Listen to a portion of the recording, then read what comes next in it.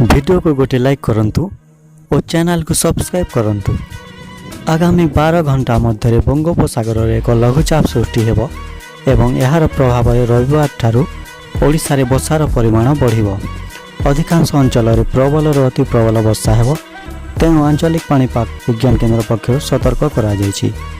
आंचलिक पाणीपाग केन्द्र सूचना अनुसार रविवार सकाल सुधा मयूरभंज, केन्दुझर, भद्रक, बालेश्वर, जाजपुर, केन्द्रापड़ा, कटक एवं ढेंकानाल रे अति प्रबल वर्षा सह 70 मिलीमीटर ठार 200 मिलीमीटर पर्यंत वर्षा हेबो एवं पुरी, खोर्धा, अनुगुल, देवगढ़, जगतसिंहपुर, सुंदरगढ़, संबलपुर, बौद्ध, कलाहांडी, नवरंगपुर, मालकानगिरी एवं कोरापुट रे प्रबल वर्षा संभावना रही।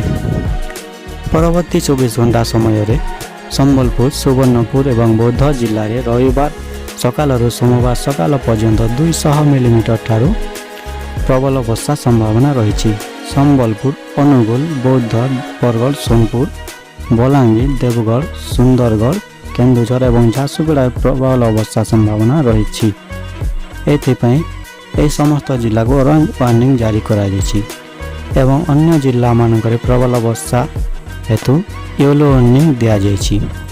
लघुचाप हेबा फल 25 तारीख रु 27 तारीख मध्य उत्तर बंगोपसागर एवं संलग्न पश्चिम केंद्रीय बंगोपसागर रे घंटा प्रति 45 रु 55 किलोमीटर बेगर पवन हेबो, जहाँ फल मत्स्यजीवी माने समुद्र को न जीवा को कहा जायछि।